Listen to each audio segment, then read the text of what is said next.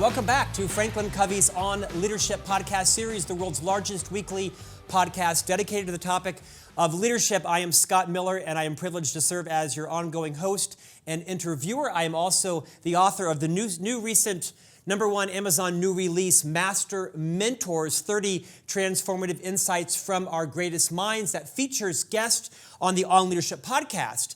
And I've dedicated a chapter to 30 of our first guests and a transformative insight that each of them shared. Pick up a copy on Amazon or any book retailer, and I've just now completed the manuscript for Master Mentors Volume 2, featuring 30 new guests, and I hope that perhaps today our guest might be agreed to be featured in a future chapter. Martin Lindstrom is one of my all-time favorite icons. I have been idolizing his neuroscience marketing background. He is the author of the amazing book Biology. He's a world-renowned brand and culture expert. His new book, called The Ministry of Common Sense, is out, and typically he lives in Australia. He is currently joining us from Switzerland. Martin Lindstrom, welcome to On Leadership.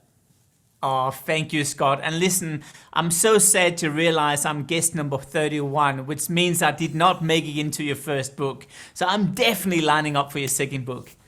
Well, the fact of the matter is, you're guest number about 180. I didn't want to break it to you, but I would be honored if you would appear in the third volume. Can I have that commitment on camera?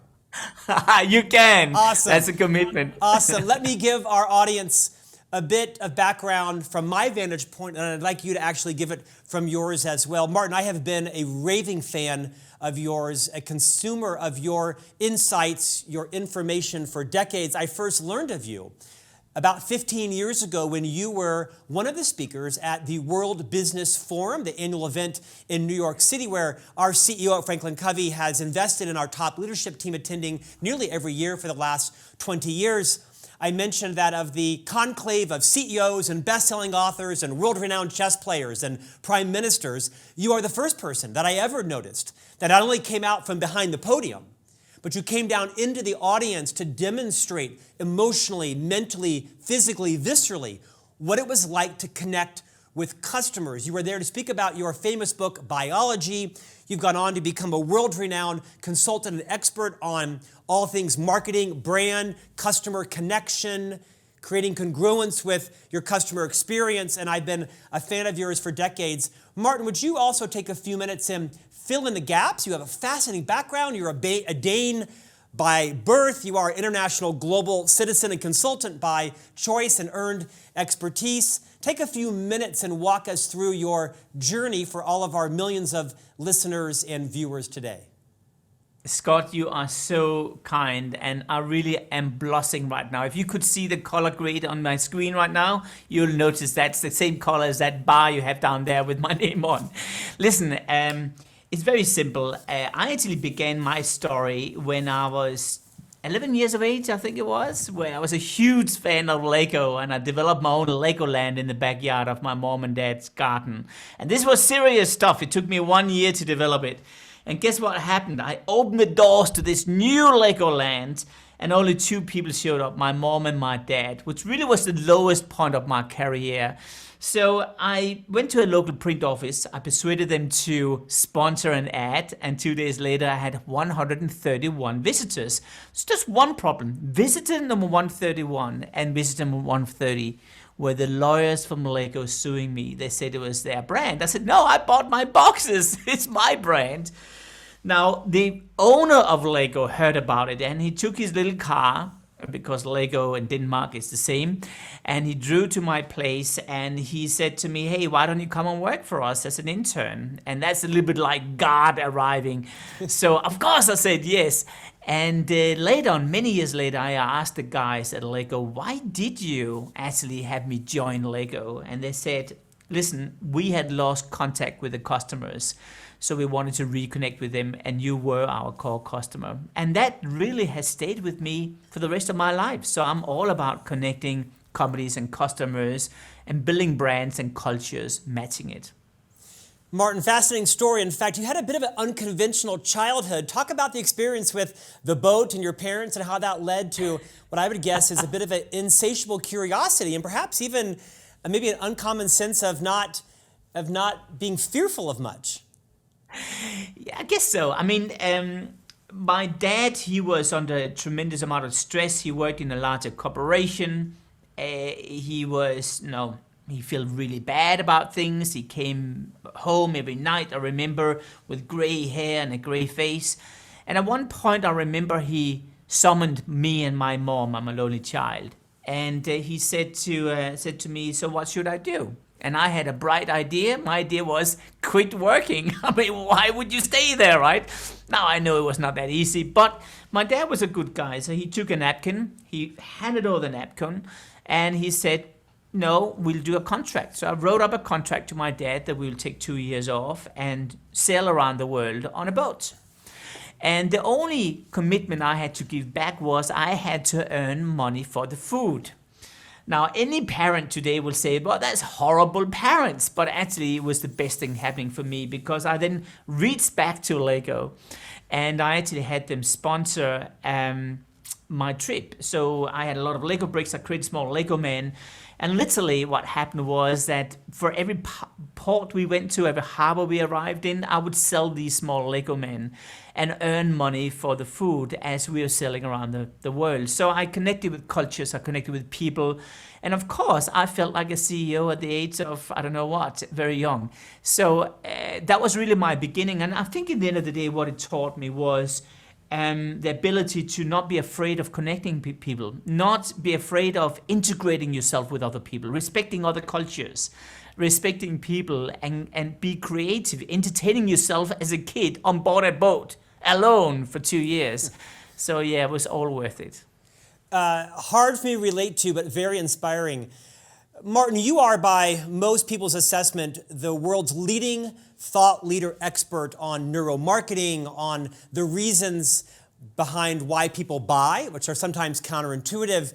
You've spent a lot of your recent years talking about and researching culture and congruency inside culture and why organizations do what they do and where are the points of hijack by employees. Today I'm going to toggle back and forth between your seminal book, Biology, and your most recent book, well named The Ministry of Common Sense.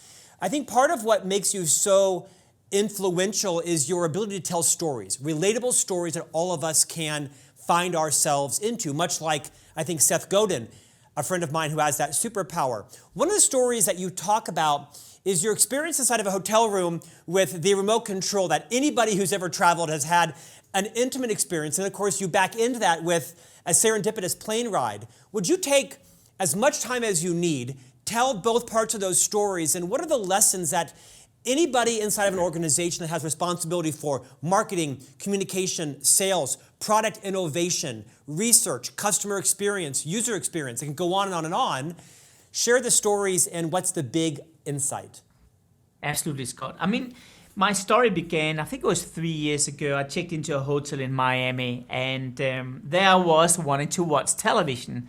So I grabbed my remote control and I actually stole it later on. I paid the hotel for it, by the way. And it looks like a rocket ship. I'm not sure if it's ready to take off, but almost, because it has 2 on buttons. I'm not sure how it works. If you press the first one, the television is on, and the second one is over supernatural on. So I clicked away, managed to switch on the television after about 5 minutes. And then I watched television. And I wanted to switch it off. And I couldn't, I'm not kidding, Scott, I could not switch off the television because the first off button, there was 2, the first off button dimmed the light in the room in a kind of a moody, sexy way. And when I clicked the second off button, guess what? The air conditioning system and the minibar switched off, but my television was still running, right? So of course, furious at that point, I crawled under the bed with my butt in the air, unplugged all of this stuff. And that really is my story. Except there's a part 2 to this story. That happens about a month later as I was sitting on the plane to JFK. And I sat next to this guy and we talked back and forth. And at some point, I asked him where he's from. And he says, "Well, I'm from a small company you probably never heard about." I said, "Well, share with me." And guess what? The name he's saying is the name of that stupid remote control. And I'm saying to him, "What the went wrong with you guys? And of course, this guy, he looks like me, like a deer in the headlight, completely baffled about this passenger sitting next to him, right? Abusing him. So he's saying, what do you mean? I said, well, it's impossible to use your product. What went wrong? And he says to me, listen, we actually had a problem internally. In the old days, we had problems with the real estate. This is called real estate. We had the Netflix department, we had the TiVo area, we had the recording function, we had the TV, we had the radio function, the music department, all that stuff. And each of those departments had all their different buttons they wanted to put on this remote control. And of course, they didn't have enough space. So they managed to separate this into zones. So there would be one zone which was only TiVo and another one. And I said, yeah, but there's just one problem here. You have 3 numerical keyboards on this remote control. He said, hold on. We had no conflicts whatsoever. It's been a smooth ride ever since. Everyone has what they want to have. And I said, except one thing. I don't know how to switch off your television. And this is really my point, because what I tend to say is that this is a little bit like a crack in the bridge, metaphorically speaking. I mean, if you have a company and you envision this as a big bridge, when you see this little crack on the side of the bridge, you know the foundation of that bridge is starting to collapse, slowly collapse. And what I've learned over the years is that when you look at the remote control, it actually illustrates or exemplifies a much bigger problem internally in the culture, a disconnect with the customers, a disconnect between the employees and the real world. And with that comes a lot of bureaucracy, lack of common sense. And with that, it becomes just a very contrived company. So in the end of the day, the remote control is a really good indication of what you and I are experiencing every day of frustrations where companies have lost the contact with who's paying the bill, which happen to be the customers. Martin, it probably is one of the best both metaphorical and literal descriptions I've ever heard about allowing an organization to have everybody their share of the, quote, real estate, as you call it, on the remote. And they're thinking we've succeeded because everybody has harmony and congruency. We've all got our spots. We all have our share of our face for the customer. And you're saying, yeah, but you forgot one person, the customer. And I think it's such an impactful illustration for anybody who's leading product development or marketing or sales to recognize, it's the customer stupid, right? Are you so focused on your internal fiefdoms and silos and EBITDA and profit and all of that you lose track of the customer? In fact, I would really argue that the premise behind the ministry of common sense is always putting the customer first. We're going to talk more about that. I want you to share another story. It's a different story, but a similar outcome, and that is your experience entering a hotel room. Because in hilarious fashion, you describe the experience every one of us has had when we've flown internationally, and would you just create that with the same level of animation but truth, what it's like to enter a hotel room and how some hoteliers are getting it right? Yeah, well, why don't I just wind back just a couple of hours before I walk into this hotel room, because just the other day I was sitting on a plane, and as I boarded the plane, they've now invented a whole new format of entertainment system, which is brilliant. This entertainment system is called a contact tracing form. It's a wonderful tool. And what happened is that I had to fill out this form. The problem was that there was no pen on board, because people don't have pens anymore, they have iPads, right? So this brilliant guy sitting ahead on row 1 borrows a pen from the purser, and this pen is now walking down the entire plane, landing in my finger, where the first question is, have you touched anything someone else have touched within the last 12 hours? I ticked yes. The second question, by the way, was, have you been in close proximity with anyone you don't know over the last couple of hours? And the only thing I just had to do was to look at his phone number and put it on my contact tracing form. I mean, the lack of common sense continues through the whole thing as you onboard this or disembark from this plane, which is really clever because what they do is that they take one row at a time. You don't want to infect other people. I get it. I respect it. There's just one problem. As you walk down the staircase, you now enter into Jaws. Do you remember the movie Jaws with this big gap? You go straight into a bus. And then we are packed like sardines into a can, 136 passengers with zero proximity. In fact, there's so little proximity that the sign saying you have to keep a distance of 6 feet with any passenger is hidden between all these people, right? And this is the reality of the world now, where common sense has completely left planet Earth. And there is no exception with hotel rooms. I mean, you check into this hotel room, and this linen has been stretched out on the bed like you're living in the military. And you sort of slide yourself under this thing. And you're sitting there, and if you at some point are trying to move, give it up. And then, by the way, if you decide that you want to take a shower or you want to go to the bathroom, these brilliant architects that decided to put not the toilet paper roll just next to you, no, behind you. So you become this just mastic trying to get this thing here, right? And then of course the shower is, they're so smart to put the shower head in the wrong direction. So when you open the shower curtain, you put on the cold water and you are seriously awake. Design principles and putting yourself into the customer's shoes has left planet Earth. And it's left planet Earth because what happens is we sit in our small little offices, or even worse, we sit at home on our bed, trying to pretend like we are in close proximity with the customer. And in fact, I had to remind you, the world has changed profoundly over the last 18 months. That means the consumer is not the same as they were just 18 months ago. Yet we believe we can look at the consumer and understand the consumer based on numbers. We can't. And that is the problem with design, with the way you develop services and products, the way you interact with the customer. It happens everywhere. And the problem is we become numb. We can't even see it in the end of the day because we drink of the company Kool-Aid, which blinds us, and we're now part of another tribe where it's acceptable to create painful experiences for the consumer because we always done it. Martin, I'm guessing there are tens of thousands of C-level leaders right now that are both chuckling and taking a little bit of offense. Well, not me, but I'm sure that's the way it happens with, my credit card company or someone else. In fact, why don't you take it a step further and recreate the story of where you were consulting with a credit card company and you were trying to get the senior leaders to show greater empathy on what it was like to be one of their customers and how you led them into a perhaps intentional intervention.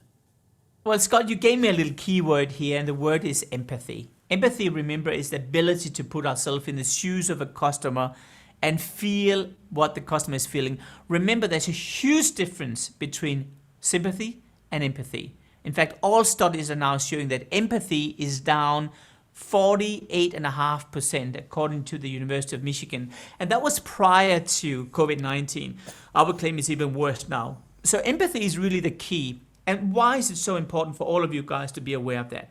Because if you want to convince an immune system, remember that's the organization and its defense mechanism for change, then you have to use the power of empathy. Because if you try to use other tools, people will always criticize them. Not enough numbers, it's not serious enough, did we talk to the right target group, all these excuses. But if I feel the pain myself, I kind of feel I can relate to another person. And a good example of that is this credit card company where they had a horrible customer service. And there was no way I could convince senior management about it. It was just like they were set in stone. So one day I did something which you're not allowed to do, and don't try to imitate this. I spoke to the executive assistant to the CEO of this huge credit card company. And I said to him, listen, I would love to get a special permission to do a little bit of a trick with some of your employees. I would love to block their credit cards, but only when I tell you. And he was no, he was game. So he said, absolutely, you run with it, special permission, this is for an experiment. So as we are setting up this fake dinner where the CEO is now waiting, and this is a big guy. I mean, this company has 600,000 staff. So it's a serious guy waiting there. And we have the executive management coming in the car, and I'm sitting in this car. This is a taxi. And as we arrive to the restaurant, we're exactly on time. One of the executives pulls out his very well-known credit card, gives it to the driver. Another guy is saying, do you want me to take it? No, I'll take it. You know, this polite stuff, right? So the taxi driver slides it through, types in the numbers, and it's rejected. And of course, he's convinced that it's, the driver. So he abuses him, he gives it another chance, it's still rejected. He pulls another credit card. At this stage, another guy is really friendly, so he says, I have a card if you can't afford to drive in a cab. Anyway, he tries one more time, it's rejected. This guy gets furious. So he jumps on the phone and he goes to the call center. And this is one of these call centers where they decided to run a greatest hits for the last 20 years, which are really summarizing all the music you've had on planet Earth in elevators. And they're running this greatest hit for about 10 minutes. Of course, at this stage, this guy had tried to go through all sorts of different back doors. Nothing works. So the other guy does the same, is rejected, freaks out. He's now on the phone. At that stage, he has to go through 5 different levels of numbers. And this call, by the way, is recorded for quality assurances in case you want to use it for later on. Now, I say to this team of 5 people sitting in this minibus, I say to them, hey guys, I probably will go in and talk to the CEO and you can sort of fix this. Is that okay? So I'll leave. And after about 20 minutes, they come into this dinner furious. You can really feel they're upset. And the first thing the CEO is saying to them is, what's going on? Well, we couldn't, I don't know, there's some stupid stuff going on, they're saying. And then he says, how did it feel like? How does it feel like? He says, I am so angry, I can't even be my own body, one guy is saying. And he says, and that's how your customer is feeling. Because we did a replication of exactly what they're experiencing whenever their card is stolen or it doesn't work for some odd reason, or whether you are misunderstanding something. This is how our customers feel. We have to change it. And what was so interesting was, at that moment, they got it. We didn't need to have a research study with 15,000 people saying the same. The feeling, the empathy did the trick. Martin, it's riveting to hear how you approach a lot of your clients, kind of shock them out of perhaps their hubris, right? Or being ensconced in their offices, or as you say now, kind of in our homes for the last 24 months. You really are an evangelist around helping organizations realize they need to get out and see their customers really reacting, interacting with their products, not just fake focus groups or controlled situations. Is there another story you might share on the power of motivating leaders to move outside of their comfort zone and see their real customer in real time interacting in real life with their product or their service? Absolutely. I mean, I have so many stories. Stories is not even funny. I mean, over the last 15 years, I spent time in more than 3,000 consumer homes across close to 100 different countries, either living in the homes or visiting them. And every single time I always bring my clients with me, because then you exchange a sense of empathy. And I'll tell you about one story from Italy. So one of the largest, if not the largest, pharma company in the world within the respiratory disease category, called Chiesi, reached out to us a couple of years ago and said to us that they wanted to get closer to the patients and the customers. And I said, wonderful. And the first question I asked them was, of course, when did you last spend time with the patients? And their answer was 0. I said, you've been around for nearly 100 years and you never spent time with the, compliance. And you hear those excuses quite a lot. So you know how to navigate this. I've written a whole book about this topic of how to navigate all these issues. So we managed to navigate it. We go into a home of a 20-year-old lady. It's a wonderful story. It's a true story. And I'm sitting there with her, and she've had asthma her entire life. And I remember I asked her this profound question: how did it feel to have asthma when you were a child? And she starts to cry. And you can really feel she's very impacted by this question, because she tells me this story about how she was teased in school, she had no friends, she was ditched from parties. They said, and this is me quoting her, I was a disgrace for human mankind. I mean, she was 9 years old. So I asked her another question. I said to her, listen, it looks like you've gained your self-confidence. Now, what has changed since then? And then she does something really remarkable. She goes down in her bag and she pulls out a straw. And she says, this is my secret. I said, what do you mean? She says, well, listen, whenever I meet new people, I always give them a straw and I ask them to hold themselves with an oath and breathe through the straw for 1 minute. And then we exchange a sense of empathy. Now, I took that idea and I shared it with the board of the company. I had everyone at the board level put a straw in their mouth, breathe through the mouth for a minute. And after about 35 seconds, one executive spits out the straw. He said, this is ridiculous. No one can live like this.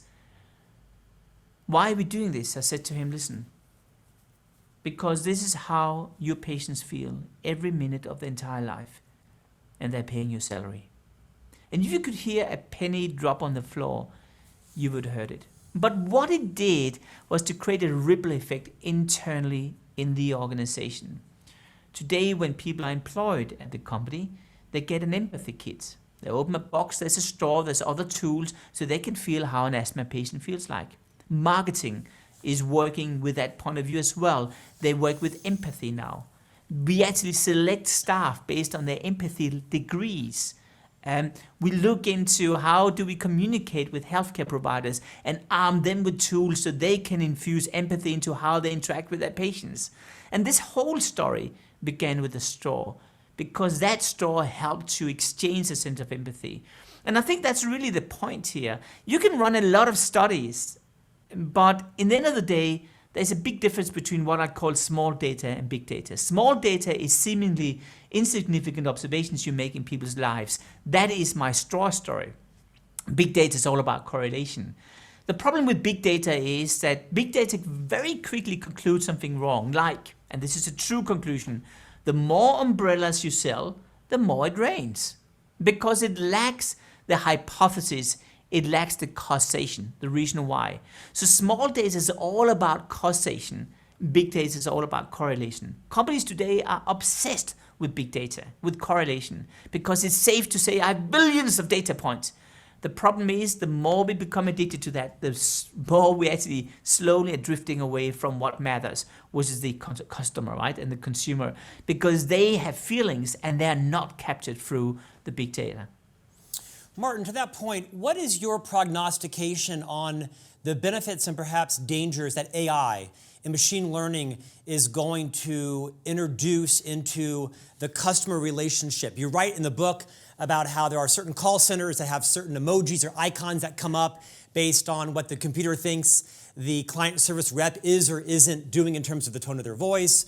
What are you excited about and perhaps concerned about in terms of where we're headed with perhaps big data and KPIs and machine learning around helping or perhaps diminishing this role that empathy plays in customer connection? Scott, the problem is we are fundamentally lazy. If we can find a shortcut to something, we will do it. And the problem is that AI is not developed enough to be able to be lazy yet. Yes, you can use it in certain instances, but I don't need to say more than Facebook. We all know what I mean. That the algorithms which are getting their own life are simply not sophisticated enough, because it requires an enormous amount of machine learning to get to that point. And we're simply not there. Remember, an instinct is an accumulation of experiences through many years of life. That's the reason why you and I have an instinct. We may not be able to connect the dots, but we feel a certain direction is right.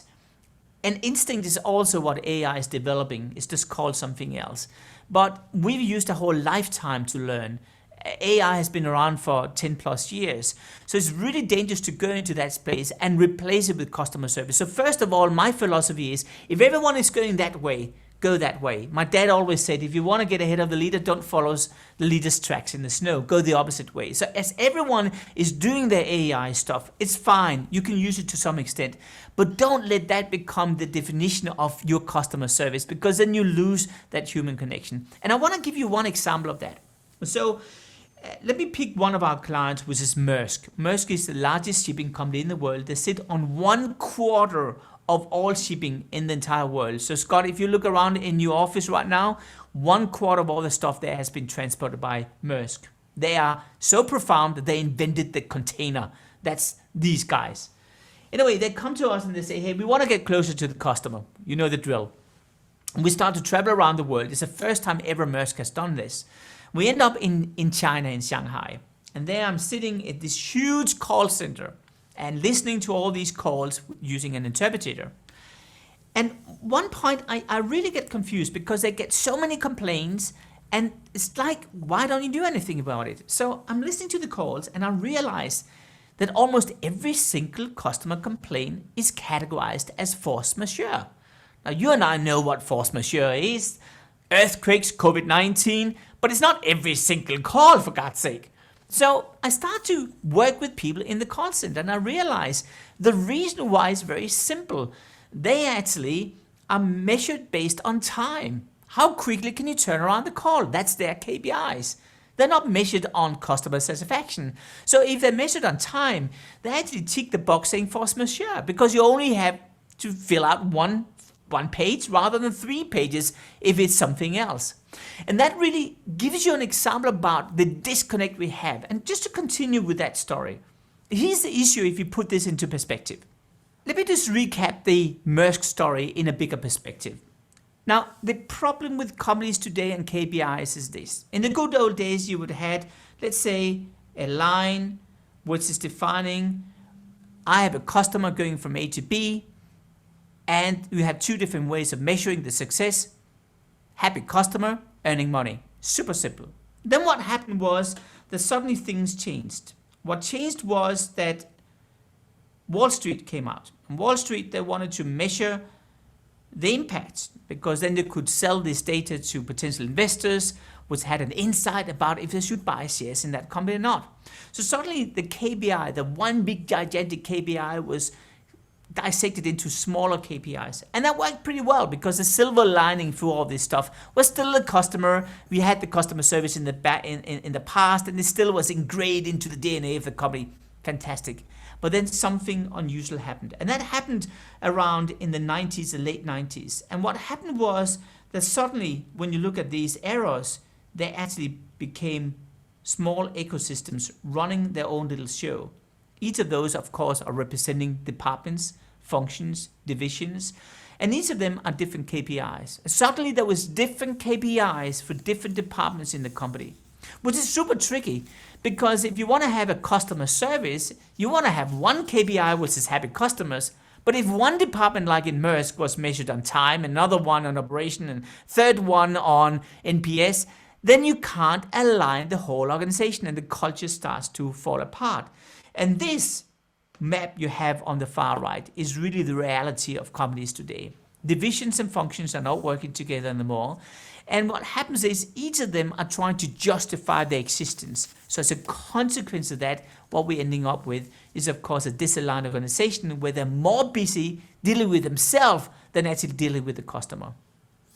In fact, Martin, take that a step further, because I think it's safe to say for, 2-3 decades, you have built this reputation as a world-renowned authority on brand marketing, neuromarketing. And the more you have met with organizations and understand their ecosystems and their cultures, you've really developed a practical expertise in just that, organizational culture. In this current book, The Ministry of Common Sense, you write that it's important to understand who are the sneakiest political players in organizations and how are they helping or hurting a sense of synergy, if you will, and not creating, real estate or territory on the proverbial remote control. What have you learned about what the best companies do when it comes to figuring out what is the culture of the most influential leaders, for good or for bad? Yeah, Well, it's a good question. There's two things I want to say. I can talk about this forever. I don't need to tell you, but there's two things I want to say. First of all, I always look at the organization and the employees as a chess game, a wonderful chess game. I love people. I love interacting with people. But when you are dealing with a company where transformation is on the agenda, you also need to figure out what players are really willing to change and which one will hold back transformation. So I always look at those folks as chess bricks. And each chess brick, of course, have a function. You go 2 steps ahead and 1 to the right, or you go across, or whatever function you have on the chessboard.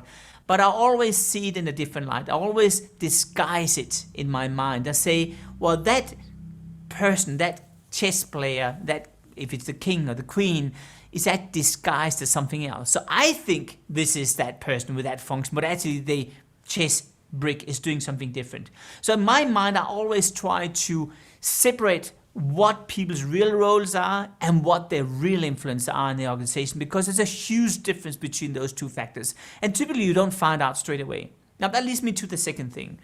This is all about engaging people. Transformation is all about engaging people.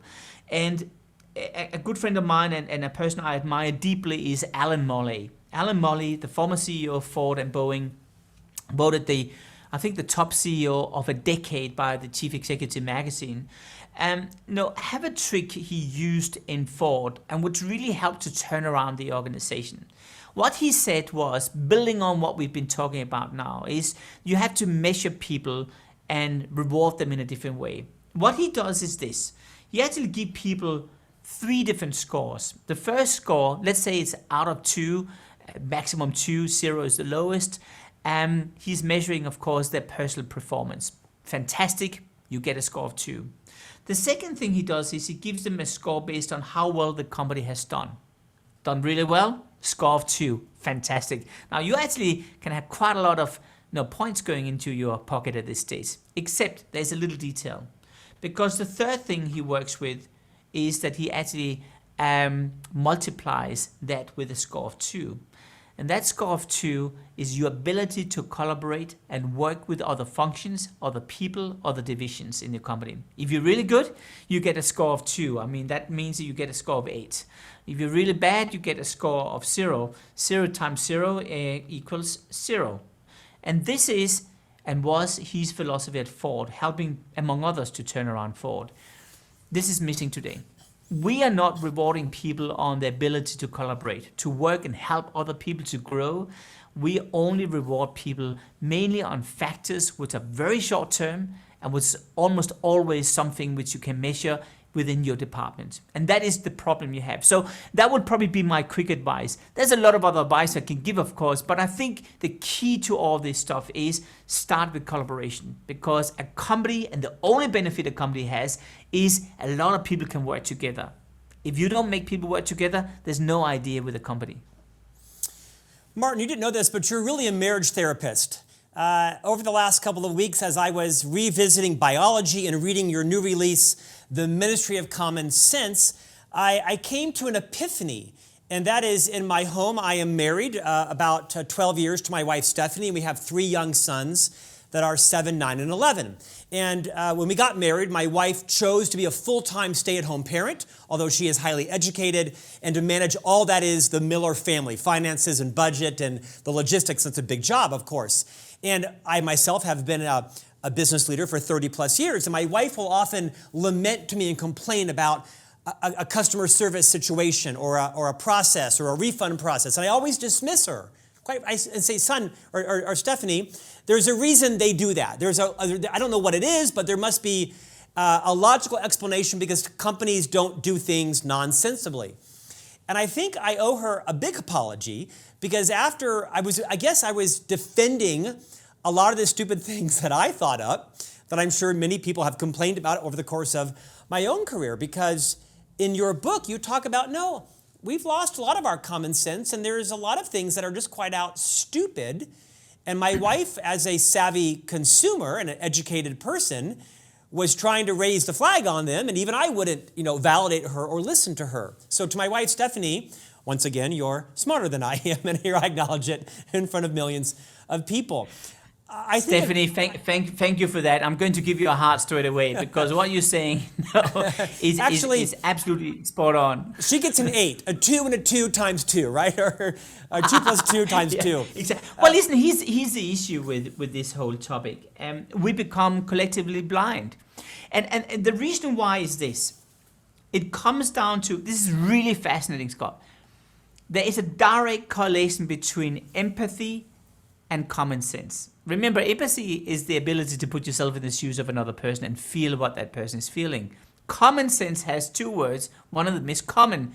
Common means seeing the world from a different perspective.